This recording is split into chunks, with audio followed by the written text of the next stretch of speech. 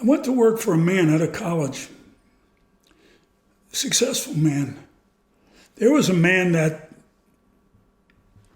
probably I told you in my videos, whether you remember or not, it's insignificant, but he left school in the second grade. He lived on the side of a hill. He was from Boston. His name was Anthony, but they nicknamed him Red because he had red hair. Anthony Red Preziosi, Triple R Industries. If I'm telling you a lie, look it up. Milton, New York. Went to work for him out of college. He told my mother, Catherine, I love your boy. Someday I'm going to get him. She said, no, Red. He's going to go to work. He's going to be a lawyer. He said, no, I'm going to get him. I like him. I like him. He's a son I never had. I had a lot of these. Older men, successful. When Red sold his business back in the probably early 80s, sold it for over 50 million. Offered me a job. I was making good money. I'm not going to brag or tell you, but I was making over $150,000 with him. I was his number one salesman. He called me in the office. He says, Gabriel. I said, what, Red? And of course, we spoke like father and son. I said, what do you want? He said, in 2 years, if you keep your nose clean, I'm going to make you national sales manager. Over 10 of my guys. Keep doing what you're doing. I broke all the records. Second month I was there, I beat the record by 50,000 in 1 month. I'm a salesman, marketer, motivator. That's what I do. Believe in yourself. Until an opportunity comes that you're not sure of. Then you get scared. I did, regretfully. Called me in, told me that story. He says, you know what? Within 3 to 5 years, I'll make you executive vice president of Triple R. He said, Gabriel, we're talking about $500,000 plus car and bonus and your gold card. He knew that I had good taste, and we used to go on trips to Vegas and Washington, and he used to always get mad at me when multimillionaires try to offer me jobs, and he'd say, leave him alone. He works for me. They'd be carrying my bags. Here's a guy, Anthony Barlotto, Quaker Markets out of Punxsutawney, Pennsylvania, carrying my bags across the Washington National entrance to my cab. Offered me a job. Took me to a racetrack along with 10 other guys. Pimlico, Maryland. Got a table right on the finish line. He said, you do me an honor, you guys. And there were guys there. Not just a guy like me selling and making a good buck. I'm talking about farmers. They were millionaires. Who was worth 5 million, 10 million? They were millionaires. He said, I want to do something. It's my birthday. Whatever you lose, I want to cover. But do me a favor. Play your regular bets, please. What are you, nuts? I said to myself. Whatever. Red said, make sure you don't bet more than $2. Well, that didn't work. I think he knew me better, and that's why he said $2. He knew I was going to bet 10 or 20. I lost. Some won. Most lost. At the end of the lunch, which had to be 1,000 or more, Mr. Barlotto, a little guy, very successful looking. Matter of fact, he and his wife were leaving after that and going to Las Vegas. He was going to gamble. He said, came around the table, he said, could you please tell me what you lost, Gabriel? I said, I didn't lose that much. He said, tell me what you lost.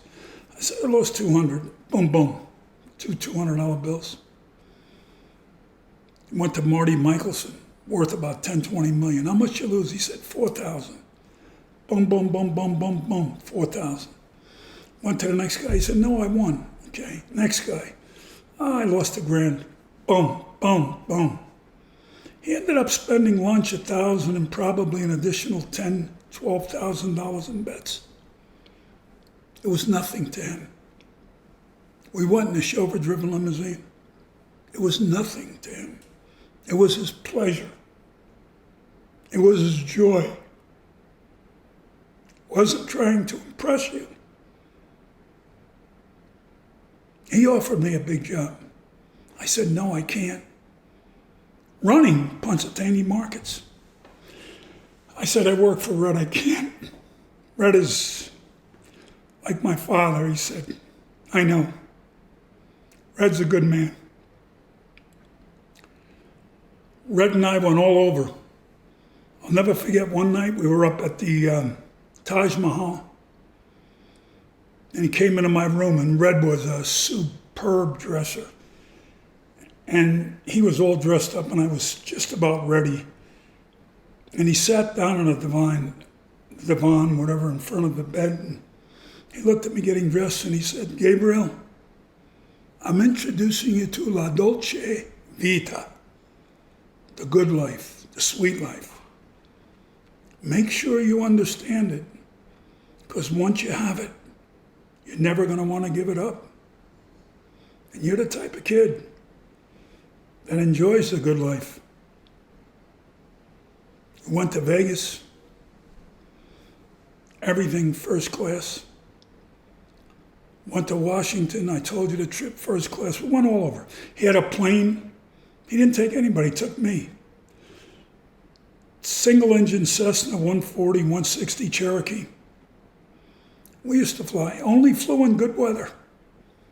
Did not fly in any weather that was in intermittent or inclement weather. Never. Never had an accident.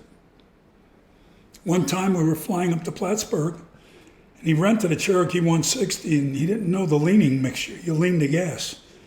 And he was leaning, I guess, a little bit too much on the gas. And we got there, and it holds 25 gallons in each wing. And we got to the airport, and he said, my God, Gabe, we're about 10 miles out, and we got a gallon. He called Strategic Air Command in Plattsburgh. You could look it up. Maybe they're closed, and I don't think so. SAC. They said, you land here, we'll shoot you out of the sky. It's a military base. We made it. Pop, pop, pop, pop, on the landing strip, literally. The guy took the plane to refuel it and fix it. He said, can I ask you a question? Do you have any idea you've got about 1/10 of a gallon? Red said, I knew we were low. He looked at me and he said, if you knew how low, Gabe, you would have essed your pants. But I trusted him. The guy refueled it. We came back. We had 30 gallons left over. Taught him how to lean it out. He was used to the 140. The 160 was a little bit different on the mixture. Why am I telling you all these stories? I'm telling you all these stories because they're sad. They're sad because they're true. There's many more. I'm not going to bore you with them, but I just want to tell you, as I tell you what you should do, I want to also tell you what I didn't do. I didn't take that job. He died, got hit by a truck, totally paralyzed him, and then a few years later he died in his 80s, late 80s. He was my hero. He used to come in with his wife to church at St. James. Cashmere jacket, brown leather gloves, blue serge suits. His wife was a gorgeous, blue-eyed Rosie. Fur coat. I used to look at my mother. Someday, I'm going to be like him. Well, guess what? I was given the opportunity. And what happened? Insecurity came in. You probably are saying to yourself, this guy is insecure with all the stuff he's done. I want to show you that I'm real. It happens. The excuses. The children, the fear. Could I do it? I was doing it. Did I believe in myself? Yeah. Did I believe in myself enough? Probably not. Regrets? Yes. Think about it? Yes. Dwell on it? No. Again, I share with you. These may come to you. These may appear in your life. Think twice before saying no. And think what the reason is or are that you're saying no to. Whether it's fear, whether it's insecurity, whether you're using excuses, whether you don't think you could do it, whether you don't want to move, whatever you're putting up in front of you, think real hard, real long and real good. Excuse me. Because you may live to regret it. In my case, I don't dwell. Maybe in your case, you may. These are a few of the stories I'm telling you. There are many more. Not tons, but probably another 3 or 4. Big ones. I'll share with you at a later time. I thank you very much for listening. If you guys have thoughts or whatever that you'd like to share with me or you have fear about or whatever, please write in. I'll write back.